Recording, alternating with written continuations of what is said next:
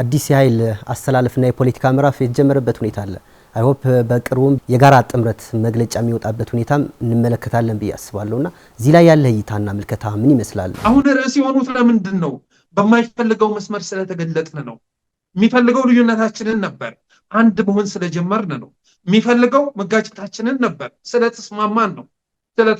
እና እኔ የኢትዮጵያ ብቸኛ ተስፋ ፎርዛት ማተር ይሄ ነው ብዬ አስባለሁ። ብቸኛ ተስፋ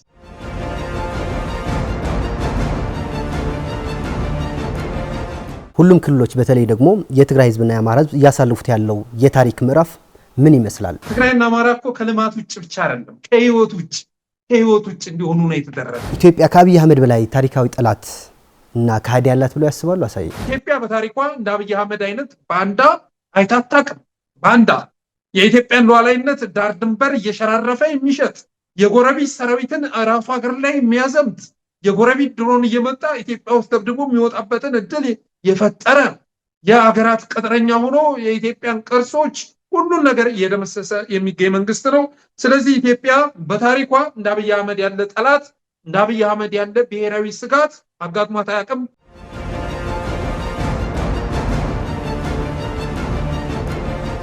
ምክክር ተብዬው እንዴት ታየዋለህ? ለኢትዮጵያ ችግርስ መፍትሄ ይሆናል? አንድ ሀገር በጦርነት ውስጥ ባለበት ሁኔታ የሚካሄድ ምክክር ትርጉም የለውም ሲጀመር ማለት ነው። አሁንም እያየን ያለነው ትርጉም እንደሌለው። የኢትዮጵያ ከችግር መውጫ ተስፋስ ምን ይመስልሃል? የኢትዮጵያ ህዝብ የቀንና የሌሊት ጸሎቱ አምላክ ሆይ እባክህ የሆነ ታምር ፈጥረህ ከዚህ አገዛዝ ገላግለኝ የሚል ነው። ላለፉት 8 ዓመታት ሰንበት የሚባል ነገር ጠፋ፣ አውደ ዓመት የሚባል ነገር ጠፋ። በአውደ ዓመቱ በሰንበቱ ሁሉ ጭፍጨፋ የሚያሰናዳ ሀዘን የሚጠምቅ መከራ የሚጠምቅ አገዛዝ ወደ ስልጣን መጣ።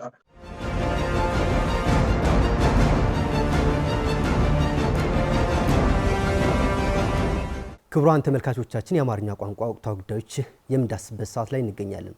የዛሬ እንግዳችን ከካምፓላ ጋዜጠኛ ደራሲና የሰብአዊ መብት ተሟጋች አሳየ ደርቤ ናቸው። ከአሳየ ደርቤ ጋር በወቅታዊ ጉዳዮች ቆይታ እናደርጋለን። እስከ ፕሮግራማችን ፍጻሜ አብራችሁን ሁኑ።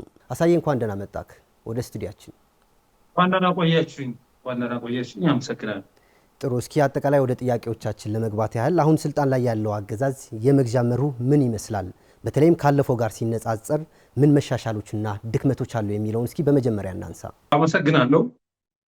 አሁን ያለውን አገዛዝ ካለፈው ጋር በፍጹም ልናወዳድረው የምንችለው አይደለም። አሁን ያለውን አገዛዝ መንግስት ብሎ መጥራት አይቻልም።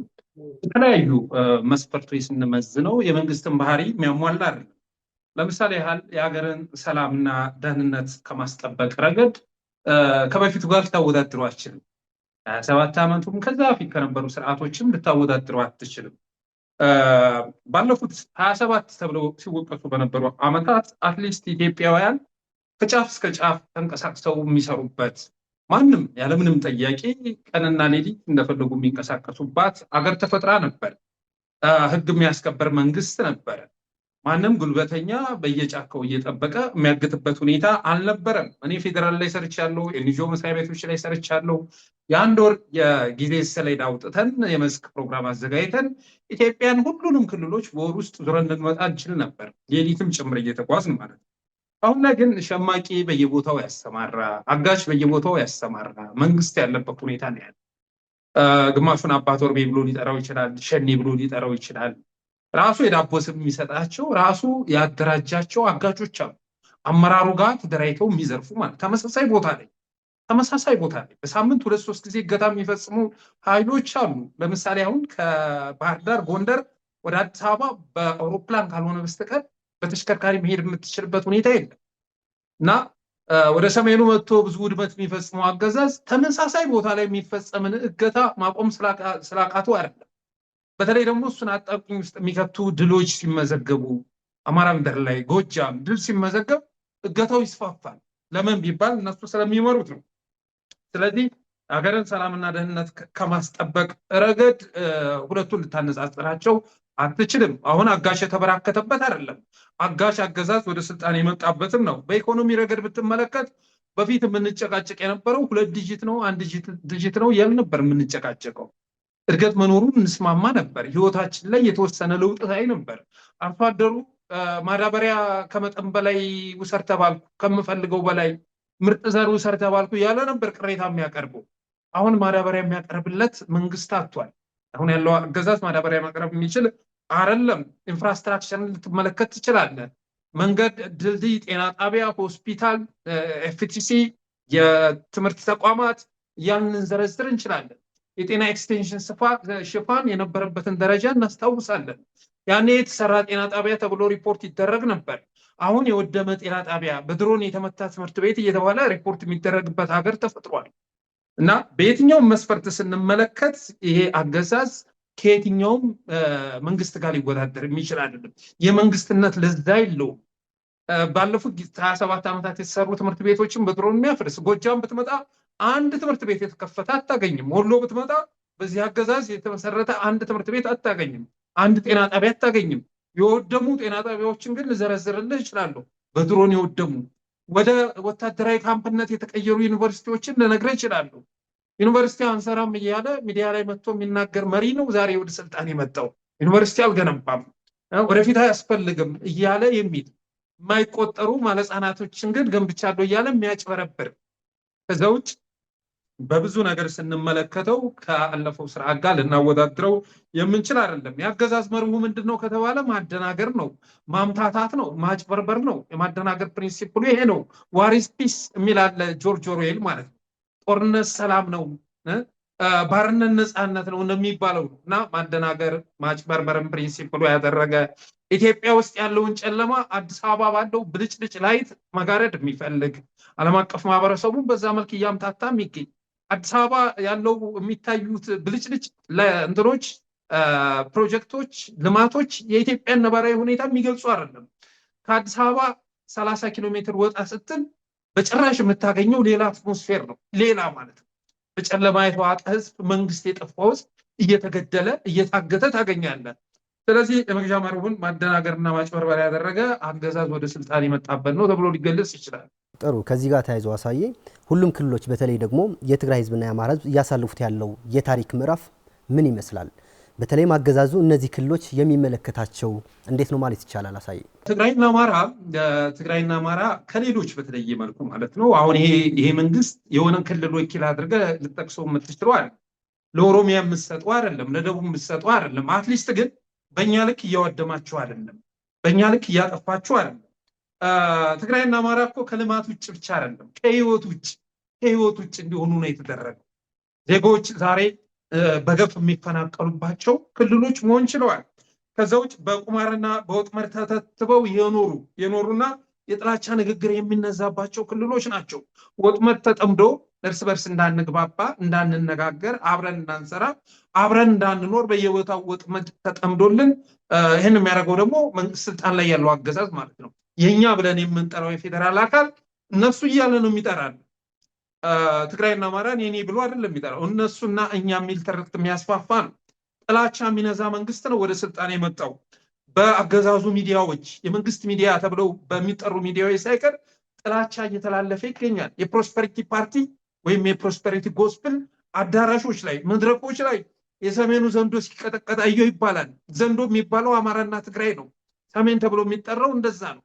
እና በሃይማኖት ተቋማት ሳይቀር ጥላቻ እንዲነዛ የተደረገበት በህዝብ ገንዘብ በህዝብ በሚከፍለው ግብር የሚተዳደሩ የአገዛዙ ልሳን የሆኑ ሚዲያዎች ጸረ ሰሜን የሆነ ትርክት የሚነዙበት ሁኔታ ተፈጥሯል። እና እነዚህ ህዝቦች ከልማት ብቻ ሳይሆን ከህይወት ውጭ የተደረጉ ናቸው። ተገንጠሉ ይባላል እኮ ፌዴራል መንግስት ላይ የተቀመጠው ኢታማዦሩን ማስታወስ ይቻላል። አዳነች አቤቤን ማስታወስ ይቻላል። ስለ ትግራይ ሲናገሩ የነበረው ነገር የሚዘነጋ አይደለም። ፌዴራል ላይ የተቀመጠ አካል ተገንጠሉ፣ ከፈለጋችሁ ያስቀመጣችሁት ህግ አለ፣ በዛ መሰረት መሄድ ትችላላችሁ እየተባለ በአደባባይ ቅስቀሳ የሚደረግበት ሁኔታ ነው ያለው። እና እነዚህም ሁለት ህዝቦች በማጋጨት በማጣላት አብረው እንዳይሰሩ በማድረግ ስልጣን ላይ መኖር ይቻላል፣ መክረም ይቻላል ብሎ የሚያስብ አገዛዝ በየጊዜው ኮንስፓይሬሲ እየጠነሰሰ የደም ቀጠና ሲያደርጋቸው የነበሩ አካባቢዎች ናቸው። ወደ ጥንት እንዲመለሱ የተፈረደባቸው አካባቢዎች ናቸው ብዬ አስባለሁ። በተረፈ አገዛዙ ማንንም አይወክልም። እነሱ ብሎ ሲጠራ ትግራይና አማራን ኦሮሚያን የኛ የሚለው መጠቀሚያ ማድረግ ስለሚፈልግ ነው። ለማንም የሚሆኑ አይደለም። በ101,000 ብለን እንቆጥራቸው የምንችላቸው ኦሊጋርኪዎች ናቸው። በግጭት ውስጥ ሀብት የሚያካብቱ ወደ ቢሊዮነርነት የተለወጡ ቅጥረኞች ናቸው። ማንንም የሚወክሉ አይደለም።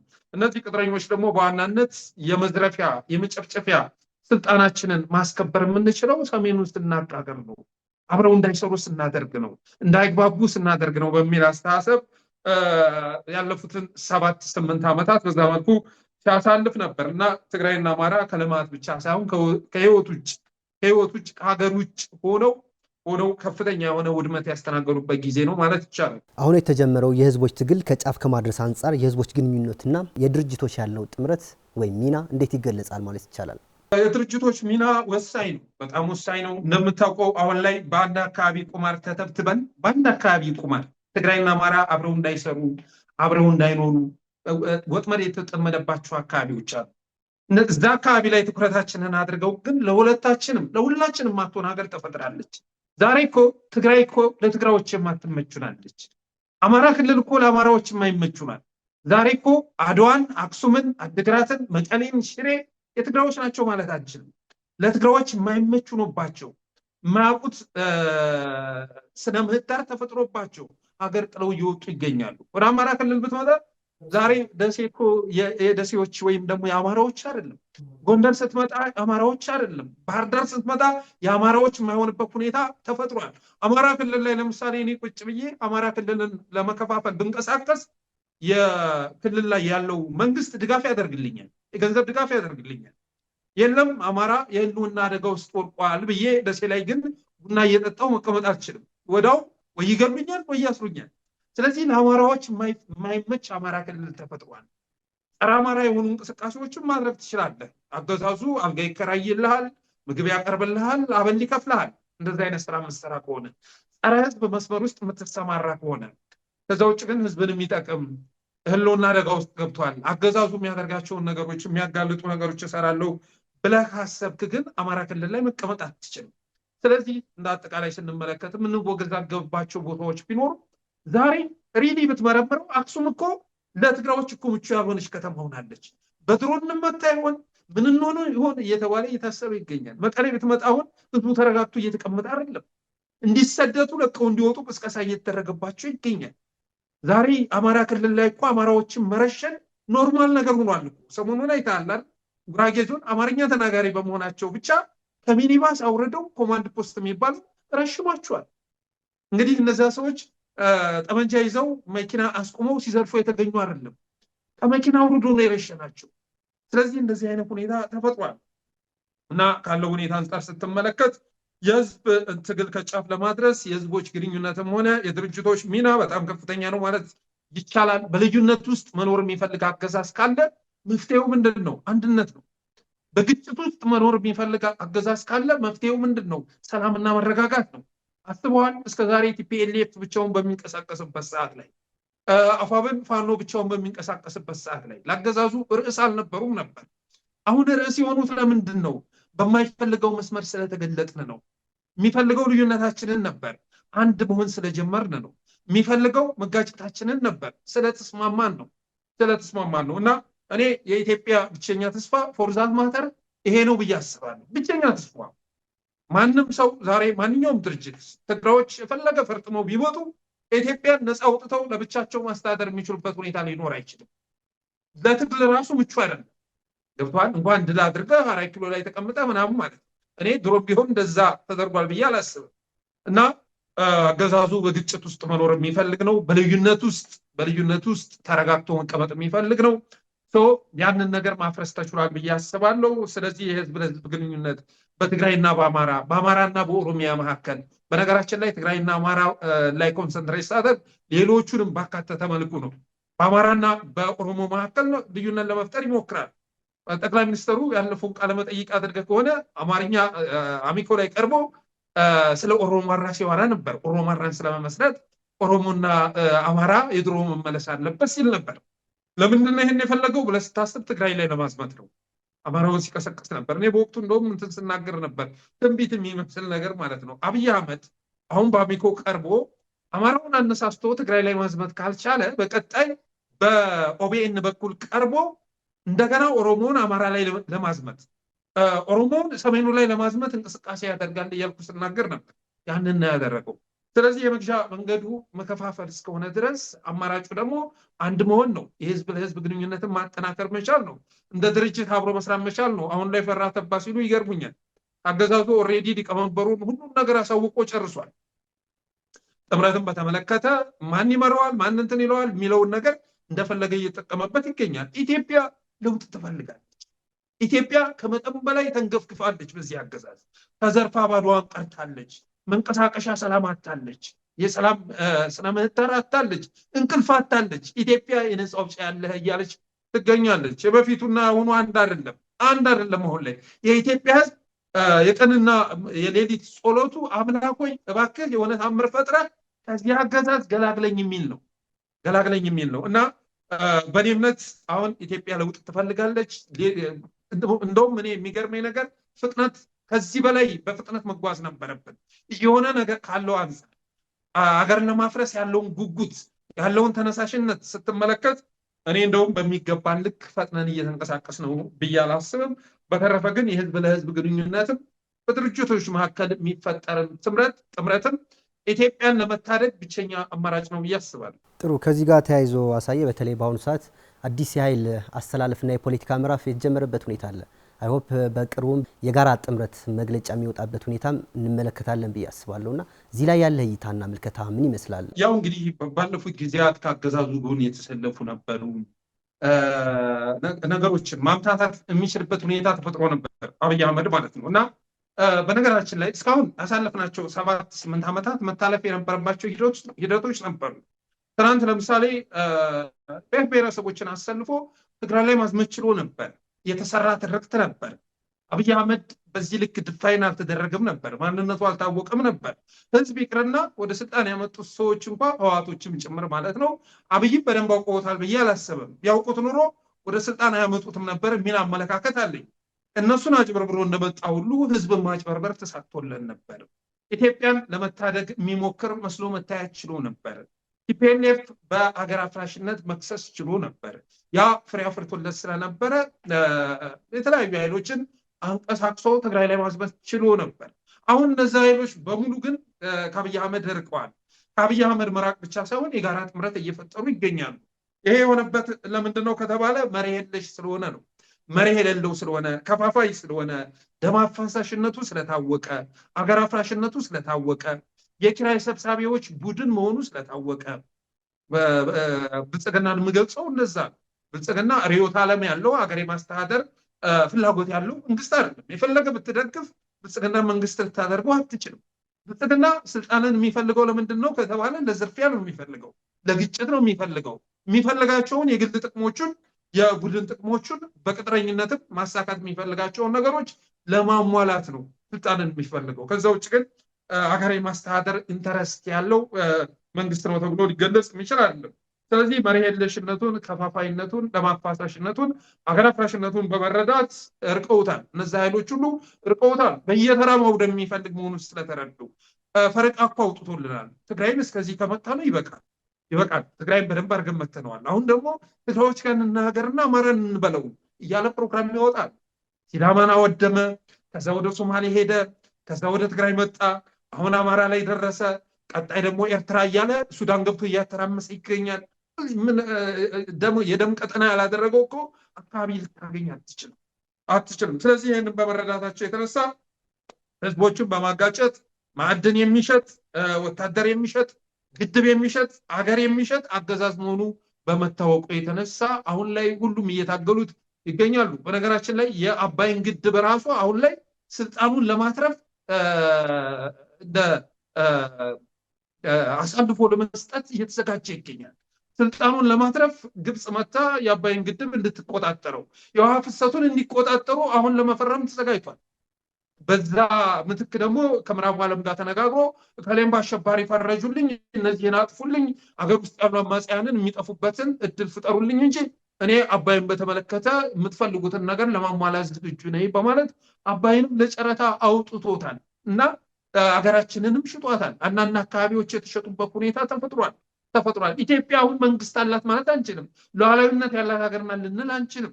ሉዓላዊነቷን ተነጥቃ በአንድ ቢጢጤ ሀገር የምትዘወር ሀገር ሆናለች። ስለዚህ ይህን የተረዱ ኃይሎች በሙሉ የለም በእኛ መካከል ያለው ልዩነት ኢምንት ነው፣ ምንም ነው አብይ አህመድ ከሚሰራው ስራ አንጻር።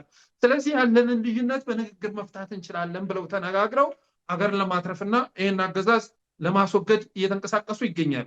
ኢትዮጵያ አሁን ያለችበት ተጨባጭ ሁኔታ የህዝቦች ሉዓላዊነት ተሸርሽሮ በኢኮኖሚ በዲፕሎማሲ የተነጠለችበት ሁኔታ ነው ያለው። የኢትዮጵያ ህዝቦች ሉዓላዊነቷን ለማስመለስ የሚገባ ትግል እንዴት ትገልጿለህ? ጥምረቱ ስለዚህ ምን ያግዛል ትላለህ? አሳይ። እንግዲህ ኢትዮጵያ አሁን ላይ ከቀጠናው የተለየች ሀገር ሆናለች ማለት ይቻላል። ለምን ከተባለ ቅጥረኛ አገዛዝ ወደ ስልጣን በመምጣቱ የተነሳ ቅጥረኛ የሆነ አገዛዝ በመምጣቱ የተነሳ ነው። ሱዳን ውስጥ እልቂት እና ትርምስ እየፈጠረ የሚገኘው የኢትዮጵያን ብሔራዊ ጥቅም ለማስከበር አይደለም። የዩናይትድ አረብ ኤምሬትስ ቅጥረኛ ሆኖ ከጄኖሳይደሩ አርኤስኤፍ ጎን ቆሞ ነው ሱዳን እያተራመሰ የሚገኘው። ኤርትራ ገብቶ ስለ ባህር በር ሲያወራ ኢትዮጵያን የባህር በር ባለቤት ማድረግ ስለፈለገ አይደለም። ዲፒ ወርልድ ነው ምናምን የሚባል አለ፣ የኤሚሬትስ ካምፓኒ ማለት ነው፣ ፖርት ላይ የሚሰራ ከሱ ጋር ተፈራርሞ ቢሊዮን ዶላር ተቀብሎ ነው የአሰብን ፖርት ከእጅ አስገባለሁ ብሎ ስለተፈራረመ ነው። እና ቀጠናው ላይ ትርምስ እየፈጠረ የሚገኘው የሌሎችን ዓላማ ይዞ ነው ማለት ይቻላል። ሶማሌላንድ ገብቶ የኤምኦዩ ሲፈራረም የባህር በር ፍላጎት አይደለም። ሶማሌ ገብቶ የሌሎችን ዓላማ የማሳካት ነው። የሀገርነት እውቅና መስጠት የጀመሩ ሀገራት አሉ።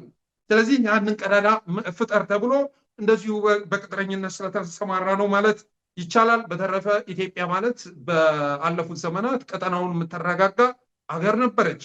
ቀጠናውን የምታረጋጋ ሶማሌ ገብታ የሶማሊያን አለመረጋጋት እሱን የምትቀርፍና ወደ ሰላም የምታመጣ ሰላም የምታስጠብቅ ሀገር ነበረች። አሁን በጎረቤት ሀገራት ላይ በስጋት የምትታይ ሀገር ሆናለች። በስጋት የምትታይ ሀገር ሆናለች። ሱዳን ብትሄድ በስጋት ነው የሚመለከቱት። ሶማሊያ ብትሄድ በተመሳሳይ መልኩ፣ ኤርትራ ብትሄድ እንደዛው፣ ኬንያም ጭምር ሁሉም ሀገራት ስጋት የሚሰማቸው ሆነዋል። ጅቡቲ እንደዛው እና የሀገር ሉዓላዊነት የሚባለው ነገር ጠፍቷል ማለት ይቻላል። ደለሎን ተመልከት። ደለሎ ያኔ ከትግራይ ጋር ወደ ጦርነት በገባንበት ሰዓት ላይ አልፋሽጋ የሚባለውን አካባቢ አሳልፎ ነው የሰጣቸው። ሳይጠይቁት ጠይቆ ይችን አካባቢ ተቆጣጠሩና ለኤሚሬትስ የእርሻ መሬት እንዲሆን አሳልፋችሁ ስጡልኝ ብሎ ነበረ እንዲገቡ ያደረጋቸው። ጋምቤላ ስትሄድ አንድ ወረዳ ሁለት ወረዳ ተወሮ ታገኛለህ በደቡብ ሱዳን ታጣቂ። የጅቡቲ ድሮኖች አፋር እየመጡ እየደበደቡ ይመለሳሉ ኤኒታይም በፈለጉት ጊዜ፣ የአፋር ንጹሐንንም ሳይቀር። ስለዚህ አንደኛ ኢትዮጵያ ከቀጠናው የተነጠለችው የምትከተለው ፖሊሲ ቅጥረኝነትን መሰረት በማድረግ ሀገራትን እያፈራረሰች በመሆኑ የተነሳ ነው። በዛ ውጭ አንከር ስቴት ልትሆን የምትችለው የተረጋጋ ሀገር የምትመራ ስትሆን ነው።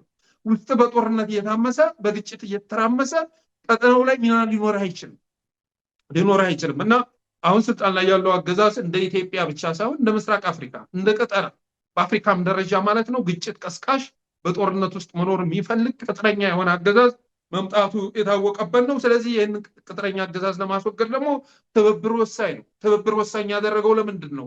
ያለውን በጀት በሙሉ ሙጥጥ አድርጎ ለጦርነት የሚያውል መንግስት በመምጣቱ የተነሳ ነው። ጤና ጣቢያ ባይሰራ ደንታው ነው እንዲህ ብልጽግና? ደንታው እኮ አይደለም። ሆስፒታል ባይሰራ፣ መንገድ ባይሰራ፣ ኢንፍራስትራክቸር ባይሰራ ግድ አይሰጠውም። እና አብይ አህመድ በአንድ ጊዜ ስብሰባ ላይ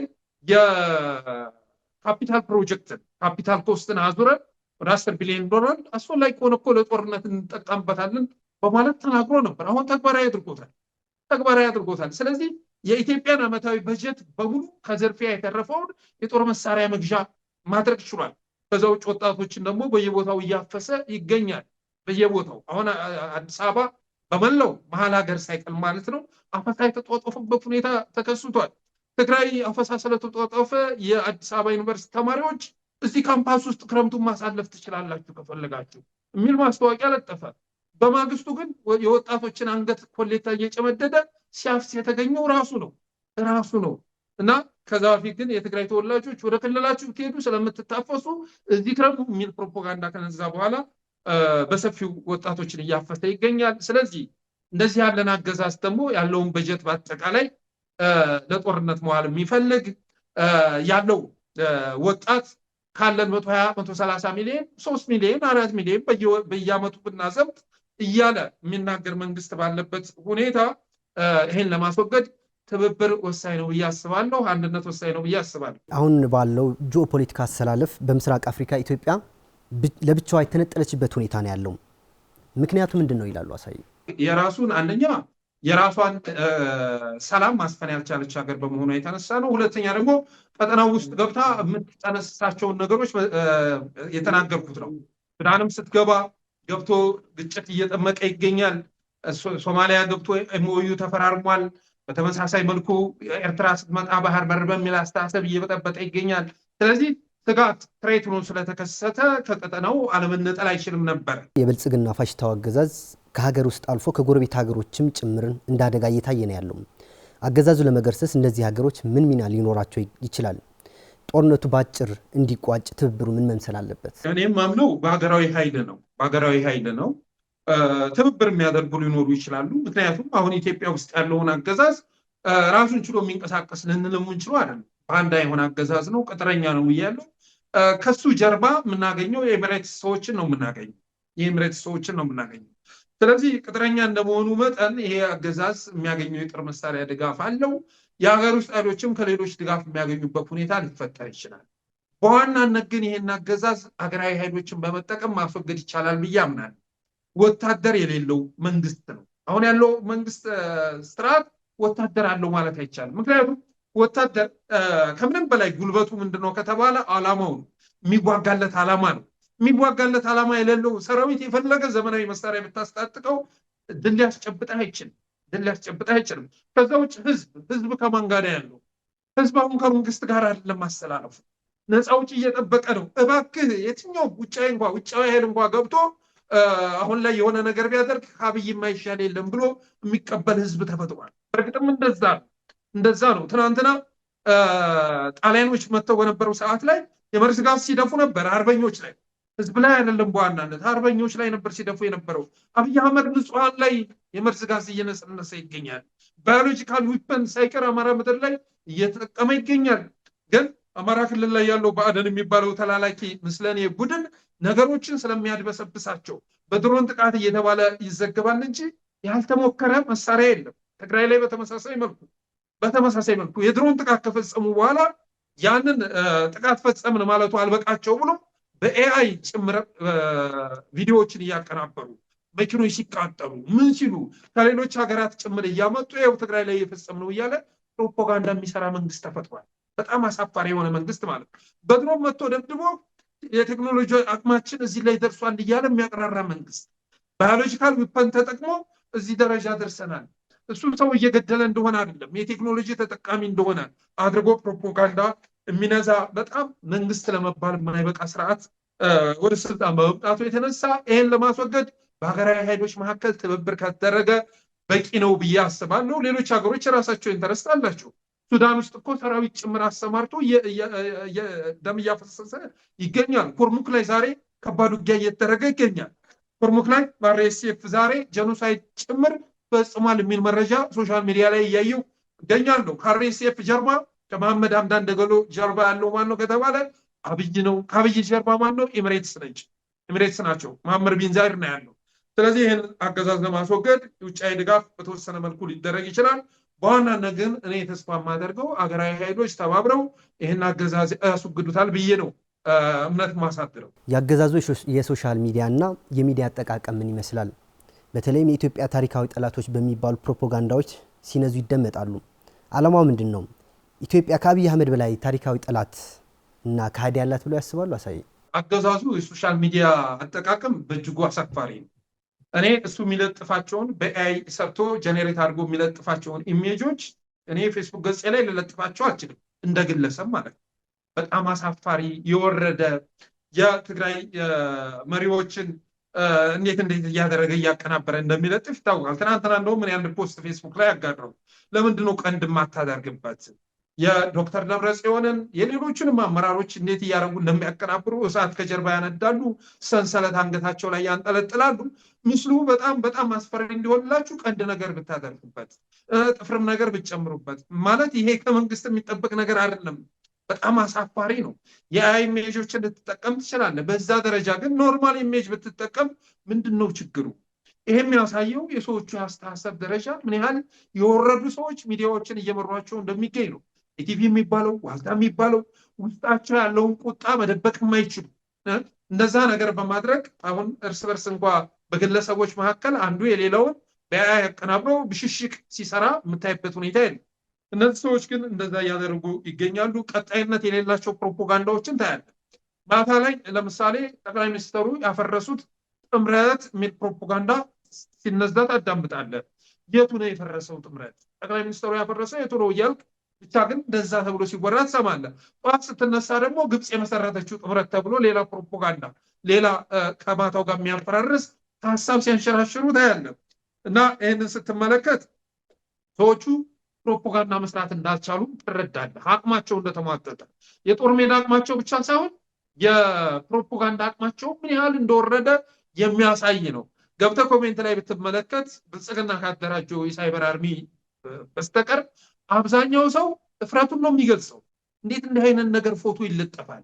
እንዴት እንዲህ አይነት ፕሮፓጋንዳ ይነዛል? ለምንድን ነው ከፍ ብላችሁ የማትንቀሳቀሱት? እያሉ ትችት እየሰነዘሩ ይገኛሉ ኢትዮጵያውያን። በተረፈ መሪው ራሱ የሚነዛውን ነገር ስትመለከት ሚዲያው በዛ ልክ መውረዱ የሚያስገርም አይደለም። አብይ አህመድ በአሚኮ በኩል ቀርቦ የተናገረውን ስትመለከት፣ በአፋን ኦሮሞ የተናገረው ተተርጉሞ ስታዳምጠው አብይ በዛ ልክ መናገር ከቻለ መሪ የሚባለው ጠቅላይ ሚኒስትር የሚባለው በዛ ልክ መውረድ ከቻለ ጋዜጠኛው፣ አክቲቪስቱ የመሳሰሉት ዝቅ ያለ ፕሮፓጋንዳ ቢሰሩ የሚገርም አይደለም። ባለፈው እኮ ጎጃም ሄዶ በነበረ ሰዓት ላይ የተናገረውን ሰምታችሁታል። የጎጃም ህዝብ አፄ ዮሐንስ የሰራበትን ግፍ አይረሳም በማለት ሲቀሰቅስ ነበረ። እንዴት ነው የማይረሳው? እንዴት ነው የማይረሳው? አፄ ዮሐንስ እኮ ትናንትና አነሰም አደገም ለኢትዮጵያ መሬት አንገቱን የሰጠ ንጉስ ነው። ንጉስ ነው፣ ክብሩ የሆነ ንጉስ ነው። እንደ አብይ አህመድ አልፋሽታ ደለሉን አሳልፎ የሰጠ አይደለም። መተማ ላይ ሲዋጋ አንገቱን የሰጠ ንጉስ ነው።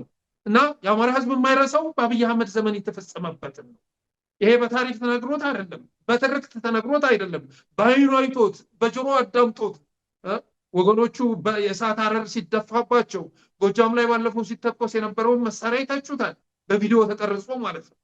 ልክ በራሻና ዩክሬን መካከል ሲተኮሱ የነበሩ ሚሳኤሎች አርሶ አደር ጎጆዎች ላይ ሲተኮሱ ታያለ። እና የአማራ ህዝብ የማይረሳው በአብይ አህመድ ዘመን የተፈጸመበትን ግፍ ነው። ከዛ ውጭ አሁን በሌላ ቃለ መጠይቁ በህገ መንግስቱ፣ በማኒፌስቶ፣ በፖለቲካ ፕሮግራሙ አማራን እንደ ህዝብ ጠላት ብሎ የፈረጀው ማን ነው እያለ ሲናገር ነበረ። ቲፒኤልኤፍን በተመለከተ ማለት ነው። እነዛ ንግግሮች እውነት ሊሆኑ ይችላሉ። ትናንት ፖለቲካ ፕሮግራማቸው ላይ፣ ማኒፌስቶቸው ላይ አማራ የሚፈርጅ ነገር ሊኖር ይችላል። ያ ግን ባለበት ይቀጥላል ማለት አይደለም። ግንኙነት ሲሻሻል የማይሻሻል ነገር የለም። ከዛ ባለፈ እኮ ተገዳልለናል አይደል? ተገዳልለናል እኮ በሚሊዮን የሚቆጠር ንጹሃን የተጨፈጨፉበትን እኮ እልቂት አስተናግደናል። በዚህ ዘመን ይፈጠራል ተብሎ የማይታሰብ እልቂት። ለዛ ምክንያት አለው። እንደዚህ አይነት መንግስት መምጣቱን ኢትዮጵያውያን አልተረዱም ነበረ። እርስ በርስ በማጠፋፋት ስልጣን ላይ መቆየት የሚፈልግ መንግስት አለ ብለው አላመኑም ነበር። አሁን የማንነት ፖለቲካን ተጠቅሞ አብይ ለምሳሌ በኢትዮጵያ ግጭት መቀስቀስ አይችልም። ሃይማኖት ውስጥ ገብቶ ሲቧጠጥ የሚገኘው በማንነት ማጨፋጨፍ አቅቶታል።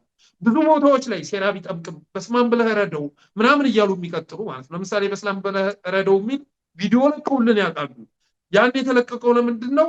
የኦርቶዶክስ አማራ አንድ ኦሮሞ ገደለች ብለው ህዝብን ለማነሳሳት ነው። ህዝብ ግን የሚፈልገውን አጸፋ እየሰጠው አይደለም። እና በህገ መንግስቱ በሚዲያው ትናንት የተነዛ ነገር ሊኖር ይችላል። ከዛም አልፎ እርስ በርስ ተጠፋፍተን ሊሆን ይችላል። ያ ነገር ግን ባለበት ይቀጥላል ማለት አይደለም። አብይ አህመድ ጋር አብረው የሚሰሩ ኃይሎችን ስትመለከት ብአዴንን ልትወስድ ትችላለህ፣ የስምረት ሰዎችን መውሰድ ትችላለህ፣ ቲፒኤፍን የሚያደራጁ ኃይሎችን መውሰድ ትችላለህ። እነዛን ሰዎች ከአብይ ጋር የሚሰሩበት ምክንያት ቅንጣት ታክል ህዝባዊ ዓላማ ስላላችሁ አይደለም። የተሻለ ሕክምና ታገኛላችሁ፣ የተሻለ ኑሮ ትኖራላችሁ፣ የተሻለ መኪና፣ የተሻለ ቤት ይሰጣችኋል። ከእናንተ የሚጠበቀው ብቻ ክልላችሁን ማውደም መቻል ነው። ብአዴን የአማራ ሚሊሻንና የአማራ አድማ በታኝን እያሰለጠንክ አማራ ህዝብ ላይ የምታዘምት ከሆነ፣ ሌሎቹ ደግሞ አሁን ከትግራይ የፈረሙ ወዶ ገቦችም እንደዚሁ ትግረኛ ተናጋሪ ወጣቶችን እየጠራችሁ እያሰለጠናችሁ ትግራይ ላይ የምታዘምቱ ከሆነ የግል ምቾታችሁን እጠብቃለሁ፣ ውጭ ሀገር ለህክምና የምትሰጡበትን መንገድ አመቻቻለሁ ብለው ነው አብረው እየሰሩ የሚገኙት። ስለዚህ ህዝባችን በዚህ ደረጃ መዋረድ የለበትም፣ በዚህ ደረጃ መጥፋት የለበትም ብለው የሚያስቡት የአፋብን ሰዎች የፋኖ ሰዎችና ቲፒኤልኤፎች አብሮ መስራታቸው ምንድን ነው የሚገርመው? ትናንትና በኢሳያስና በኤርትራ መንግስትና በአብይ መካከል የነበረውን ነገር እንመለከታለን። ትናንት ምክንያታዊ ብሎ ሊገለጽ የሚችል አልነበረም። የትናንቱ እንቅስቃሴ ምክንያታዊ አይደለም። የአብይን ተፋላሚ ማዳከምን መሰረት ያደረገ ነው። ዛሬ ግን እንደዛ አይደለም። የኤርትራ መንግስት ሪል የሆነ ትርኢት አጋጥሞታል። ሪል የሆነ ማለት ነው። ሲፈልግ በኮንፌዴሬሽን እደባልቅሃለሁ የሚል ሲፈልግ ወደ ጦርነት ከገባም በኋላ ኤርትራ የምትባል ሀገር አትኖርም እያለ የሚደሰኩር አገዛዝ ወደ ስልጣን መጥቷል። ሉዓላዊነታቸውን እየተፈታተነ ይገኛል። ኢትዮጵያውያን እንደዚህ አይነት ጥያቄ የላቸውም። የኤርትራን ሉዓላዊነት መጣስ የሚፈልግ ኢትዮጵያዊ በአሁኑ ሰዓት የለም። የራሱ የሀገሩ ሉዓላዊነት የጠፋው ህዝብ ነው የተፈጠረው። ስለዚህ እነዚህ ኃይሎች ደግሞ ያጋጠማቸው ትሬት ሌሎች ቀጠናም ላይ ሌሎች ሀገራትም ላይ እየታየ በመሆኑ የተነሳ መሰባሰባቸው የሚጠበቅ ነው ብዬ አስባለሁ። በተረፈ ኢትዮጵያ በታሪኳ እንደ አብይ አህመድ አይነት ባንዳ አይታታቅም። ባንዳ የኢትዮጵያን ሉዓላዊነት ዳር ድንበር እየሸራረፈ የሚሸጥ የጎረቤት ሰራዊትን ራሱ ሀገር ላይ የሚያዘምት የጎረቤት ድሮን እየመጣ ኢትዮጵያ ውስጥ ደብድቦ የሚወጣበትን እድል የፈጠረ የሀገራት ቅጥረኛ ሆኖ የኢትዮጵያን ቅርሶች ሁሉን ነገር እየደመሰሰ የሚገኝ መንግስት ነው። ስለዚህ ኢትዮጵያ በታሪኳ እንደ አብይ አህመድ ያለ ጠላት እንደ አብይ አህመድ ያለ ብሔራዊ ስጋት አጋጥሟት አያውቅም ማለት እወዳለሁ። ወደ ቀጣይ ጥያቄያችን ስናልፍም ምክክር ተብዬው እንዴት ታየዋለህ? ለኢትዮጵያ ችግርስ መፍትሄ ይሆናል? ምክክር አንድ ሀገር በጦርነት ውስጥ ባለበት ሁኔታ የሚካሄድ ምክክር ትርጉም የለውም ሲጀመር ማለት ነው። አሁንም እያየን ያለነው ትርጉም እንደሌለው ነው።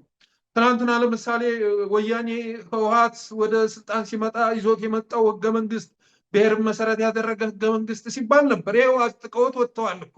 የዜግነት ፖለቲካ አራማጅ ነን የሚሉ ሁሌም ይህንን በብሔር ላይ የተመሰረተ ህገ መንግስት ፌዴራሊዝም ሲቃወሙ የነበሩ በሙሉ ይፋፋምብን ብለው ወስነው ወጥተዋል እና ምክክሩ ዋና ዓላማ ጠቅላይ ሚኒስትር አብይን ፕሬዚዳንት አብይ የሚል እና የተሻለ ስልጣን የሚሰጥ ሁኔታ መፍጠር ነው። ሌላ ዓላማ የለውም። ሌሎቹ በሙሉ አብይ አህመድ በሱ ዘመን የሚፈጠር ችግር የሚስፋፋ ችግር ካልሆነ በስተቀር የሚቀረፍ ችግር ይኖራል ተብሎ አይታሰብም። ከህገ መንግስት የሚመነጭ አይደለም። አሁን የኢትዮጵያ ወቅታዊ ችግር የህገ መንግስት ጉዳይ አይደለም። አንቀጽ 39 አይደለም፣ መግቢያው አይደለም። በህግ መምራት የማይፈልግ አገዛዝ ወደ ስልጣን መምጣቱ ነው። በህግ መምራት የማይፈልግ አሁን ህገ መንግስት አላት እንደ ኢትዮጵያ? መንግስት አላት እንደ ኢትዮጵያ? አዲስ አበባ የፌዴራል መንግስት ነው የኦሮሚያ ነው የሚል ጭቅጭቅ ተፈጥሮልሃል። የፌዴራል መንግስት የሚባል አለ እንዲ? አሁን ኢትዮጵያ ውስጥ ኢትዮጵያ እኮ የፌዴራል መንግስት የላትም።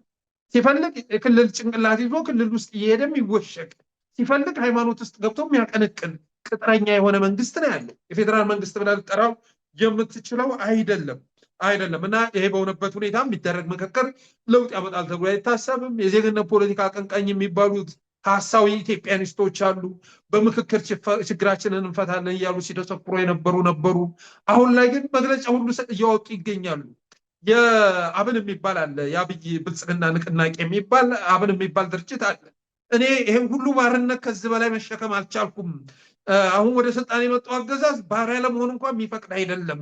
ጭቆናው ባርነቱም በጣም ጠነክረብን፣ አገርን መካድ ህዝብን መካድ ግድ አለን። እባክህ ቀለል አድርግልን የሚል መግለጫ ሰሞኑን አውጥተዋል።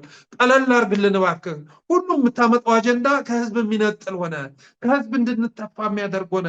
እባክህ አንዳንድ ጊዜ እንኳ የተሻለ አጀንዳ ለማምጣት ሞክር የሚል መግለጫ አውጥተዋል እና በእኔ እምነት እንኳን ሌላው ኢትዮጵያዊ ይቅርና አዳራሽ ውስጥ የገቡ 4000 ተሳታፊዎች መካከል ኦህዴድ ለራሱ ዓላማ ካስገባቸው ውጭ ያሉት በአጠቃላይ ተስፋ የቆረጡበት እና እስካሁን ድረስ ተስፋም ሲያደርጉ መቆየታቸው የከንቱ መሆኑን የተረዱበት ነው ብዬ አስባለሁ። ከዛ ውጭ ለአንድ ሀገር ናሽናል ዳይሎግ ወሳኝ ነው ብዬ አስባለሁ። ችግሮችን መፍታት የምንችለው በውይይት ነው። በውይይት ልንፈታ የምንችለው ደግሞ አብይ አህመድ የተባለ በግጭት ውስጥ መኖር የሚፈልግ እና በሱ የሚመራውን አገዛዝ ማስወገድ ሲቻል ነው። ከዛ ውጭ ግን ምክክሩ ያን ያህል ፍሬ ያለው ነገር እንደሌለው አሳይቷል። ፍሬ ያለው ነገር የለውም። አብይም ፕሬዚዳንት ከማድረግ በዘለለ ትርጉም ያለው ነገር እንደማያመጣ እየታወቀበት ነው ማለት እወዳለሁ። ጥሩ። ከዚህ ጋር ተያይዞ የኢትዮጵያ ከችግር መውጫ ተስፋስ ምን ይመስልሃል? ኢትዮጵያን ከችግር ማውጣት የሚቻለው ችግር ፈጣሪዎቹን ማስወገድ ሲቻል ችግር ፈጣሪው ደግሞ አሁን ላይ መንግስት ነው። ሌላ ምንም አይደለም። መንግስት የሚባል ቦታ ላይ የተቀመጠ የብሔር ብሔረሰቦች ጠላት፣ የኢትዮጵያውያን ጠላት ነው ዋነኛ ችግሩ ማለት ነው። እና ይሄ ችግር ፈጣሪ ሁሌ በችግር ውስጥ መዝረፍ የሚፈልግ በችግር ውስጥ ስልጣን ላይ መክረም የሚፈልግ ኃይል ሲወገር ነው ብዬ አስባለሁ። ይሄን ለማስወገድ ደግሞ ትብብር ወሳኝ ነው። ከጥቃቅን አጀንዳዎች መውጣት ያስፈልጋል። ዛሬ ሁላችንም ትናንት አስተሳሰብ ውስጥ አይደለም ያለ ነው፣ ትልልቅ አስተሳሰብ ውስጥ ነው ያለ ነው። አገር አተናል። ቅድም እንደተናገርኩት ነው። አሁን ያጋጠመን ችግር ከወልቃይት ከምናምን በላይ ሆኗል። አሁን ያጋጠመን ችግር በትግራይ ውስጥ መኖር አትችልም ተብሎ የተከለከለ ህዝብ ተፈጥሯል። አማራ ምድር ላይ መኖር አትችልም። አዲስ አበባ ውስጥ እኮ ከመናኸሪያ ልክ ሲወርድ ከጎጃም እንደምንም ብሎ ሳይታገት ከአውቶቡስ ሲወርድ ላምበረት ላይ እኮ እንደ ፀጉረ ልውጥ ከሸኔ አጋቾች አመለጥኩ ሲል በፌዴራል ፖሊስ በአዲስ አበባ ፖሊስ የሚታገት አማራ ተፈጥሯል እኮ። አዲስ አበባ አትገቡም እየተባል እንገኛለን። ይሄ ተቋም ኢትዮጵያውያንን አይመስልም እየተባል የአማራ ወይ አንድ ተጋሩ መልክ ኢትዮጵያውያን የማይመስል ከሆነ አላቅም እና የትኛው መስሪያ ቤት ደግሞ ሲቋቋም ሲመሰረት ብቃት ያላቸው ሰዎች ፈተናውን ያለፉ ሰዎች ኳሊፊኬሽኑን ያሟሉ ሰዎች እንደሚቀጠሩ ነው የሚረዳው። እና አዲስ አበባ ላይ ይህ ተቋም ኢትዮጵያን አይመስልም። ብዙ ትግረኛ ተናጋሪ ካለ እነሱ ከሚፈልጉት መጠን በላይ የሆነ አማርኛ ተናጋሪ ካለ ይሄ ተቋም አዲስ አበባን አይመስልም እየተባሉ እየተባረሩ ይገኛሉ። እንደዚህ አይነት ሁኔታ ተፈጥሯል። አገር አልባዎች ሆነናል። በብሔራዊ ቴሌቪዥን ሳይቀር ጥላቻ የሚነዛብን ህዝቦች ሆነናል። ስለዚህ ይህንን ለማስወገድ ደግሞ አንዳንድ ችግሮቻችንን ነገ ቁጭ ብለን በውይይት እንፈታቸዋለን። በዋናነት ግን እንኳን የነበሩ ችግሮችን ልንፈታ ይቅርና አዲስ ችግር እየፈጠረ ካላታኮስኳችሁ፣ ካላጋደልኳችሁ በቃ አማራ ወይ ሂድና ትግራይን አጥፋ እየተባለ እየተለመነ ይገኛል። አሁን ላይ ሂድ አጥፋ እባክህ ከጎን የተሰልፈ እየተባለ ይገኛል። የኦሮሞ ህዝብ እየተቀሰቀሰ ይገኛል። ሰሜኖች ሊመጡልህ ነው። የሁቱ ሚኒሻ እንዲሆን የኦሮሞ ህዝብ ጫና እየተደረገበት ይገኛል። እና ይሄን የኦሮሞ ልሂቃን ያፈርሱታል ብዬ አስባለሁ፣ ያረክሱታል ብዬ አስባለሁ። ካልሆነ ግን የኦህዴድ አካሄድ እንደዛ ነው። ወታደር ስለሌለው ኢትዮጵያውያን ስለከዱት አሁን ብሔሩ ውስጥ ለመደበቅ እየሞከረ ይገኛል። የንጹሐን ላይ እልቂት ለመፍጠር ሰፊ ስራ እየሰራ ይገኛል። በዛ መልኩ ደግሞ አሸናፊ መሆን ስለማይቻል የኦሮሞ ልሂቃን ይህን ያፈርሱታል ብዬ አስባለሁ። በተረፈ ትብብሩ በጣም ወሳኝ ነው። እኔ ዘግይቷል ብዬ አስባለሁ። ዘግይቷል። ከዚህ በላይ መፍጠር ነበረብን የሚል አመለካከት አለኝ። የሚታዩ ኢምፕሩቭመንቶች አሉ።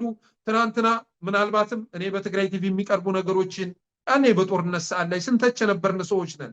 ዛሬ ነገሮች ተለውጦ ይሄው በትግራይ ቴሌቪዥን መጥቼ እየተናገርኩ እገኛለሁ። ይሄ ትልቅ ለውጥ ነው። አብሮ የመስራት ጅምር ነው። ነገ አሸንዳ የመሳሰሉ በዓሎች በጋራ ማክበር መቻል አለብን። እሱ ብቻ ሳይሆን በጋራ ትግል ይህን አገዛዝ ለማስወገድ ቁርጠኛ ሆነን መንቀሳቀስ መቻል አለብን እላለሁ። በተረፈ የኢትዮጵያን ብቸኛ ተስፋ ይሄ ነው። ከዚህ ውጭ ተስፋ የለም። በትግራይም በኩል በአማራም በኩል ያለን ወገኖች ተራማጅ መሆን አለብን። እያጣን ያለነው አገር ነው። ትርጉሙ ይግባን። 3000 ዘመን ምናምን የምንለው ነገር እሱ ቀርቶ አሁን ላይ ለልጆቻችን የምንዋርሳት ሀገር እያጣን እንገኛለን። እየተዋረን ሴቶቻችን ሁሉ ነገራችን እየጠፋ ይገኛል። ላለፉት 8 ዓመታት ሰንበት የሚባል ነገር ጠፋ። አውዳመት የሚባል ነገር ጠፋ። በአውዳመቱ በሰንበቱ ሁሉ ጭፍጨፋ የሚያሰናዳ ሀዘን የሚጠምቅ መከራ የሚጠምቅ አገዛዝ ወደ ስልጣን መጣ። ስለዚህ ይህን ለማስወገድ ደግሞ ሁላችንም የአቅማችንን አስተዋጽኦ ማድረግ አለብን። በውጭ የሚኖሩ ተጋሮዎች፣ አማራዎች በሶሻል ሚዲያ ጸረ ህዝብ የሆኑ እንቅስቃሴዎች ሲደረጉ በጋራ ማስቆም ያስፈልጋል እና አብረን መስራት መቻል አለብን ብዬ አስባለሁ። ምክንያቱም የኢትዮጵያ የሀገራችን ብቸኛ ተስፋ ይሄ ስለሆነ ይህንን እድል ማክሸፍ ተገቢ አይደለም ማለት እወዳለሁ። በእኔ በኩል ጥያቄዎችን ጨርሻለሁ። ማስተላለፍ የምትፈልገው መልእክት ካለ እድሉን ልስጥህ። አሳይ። አሁን የሚያስፈልገው በቅንነት ላይ የተመሰረተ በቅንነት በቁማር አይደለም። ቁማር ነገም ጦርነትን ያዋልዳል። ብልጽግናን ካስወገድን በኋላ እንደገና እርስ በርስ እንድንታኮስ ያደርገናል። እንደገና ይችን የመጨረሻ ምዕራፍ ላይ የምትገኝ ለመፈራረስ አንድ ሐሙስ የቀራት ሀገር የበለጠ መቀመቅ ውስጥ እናስገባ ያደርገናል እና ከምንም በላይ የሚያስፈልገው ምንድን ነው? ታማኝነት ያስፈልጋል፣ ቅንነት ያስፈልጋል፣ ውሳኔ ያስፈልጋል። ቆራጥ የሆነ ውሳኔ መወሰን ያስፈልጋል። ይሄ ደግሞ ለጥቂት ግለሰቦች የሚተው አይደለም። ይህን ጥምረን ለማክሸፍ ሰፊ ስራ እየተሰራ ይገኛል በሚዲያ። ያንን ማክሸፍ አለብን። ቀዳሚ ሆነን መገኘት አለብን። ያልተጀመሩ ያልተሞከሩ ነገሮችን መሞከር መቻል አለብን። ይህ ቃለ መጠይቅ እኔ ላይ መቆም የለበትም። ሌሎች አማራ ወገኖችም በተመሳሳይ መልኩ ብዙ ተንታኞች አሉ ሚዲያ ላይ፣ ጋዜጠኞች፣ እነሱን እየጋበዛችሁ የህዝብ ለህዝብ ግንኙነቱ መጠናከር መቻል አለበት። በአማራ በኩል በተመሳሳይ መልኩ በአማራ ሚዲያዎች መካከልም ተጋሮችን እያቀረቡ ከትግራዮች ጋር አብሮ መስራት ያስፈልጋል። ከኦሮሞዎች ጋር አብሮ መስራት ያስፈልጋል። ከሲዳማው ጋር አብሮ መስራት ያስፈልጋል። እንደ አጠቃላይ ሁሉንም ያማከለ እና እንደዚህ አይነት ስራ መስራት አለብን እላለሁ። በተረፈ እንግዲህ ትግራይ ቲቪ ላይ ቀርቤ ሀሳቤን እንድገልጽ እድሉን ስለፈጠራችሁልኝ አመሰግናለሁ ማለት እወዳለሁ። ጋዜጠኛ፣ ደራሲ እንዲሁም የሰብአዊ መብት ተሟጋች አሳየ ደርቤ በወቅታዊ ጉዳይ ሰፊ ማብራሪያ ስለሰጠን እጅግ አድርገን እናመሰግናለን። እኔም አመሰግናለሁ። ቴንክ ዩ። ተመልካቾቻችን ከዛሬ እንግዳችን ከአሳየ ደርቤ ጋር የነበረን ቆይታ ይህንን ይመስል ነበር። ስለተከታተላችሁን እናመሰግናለን።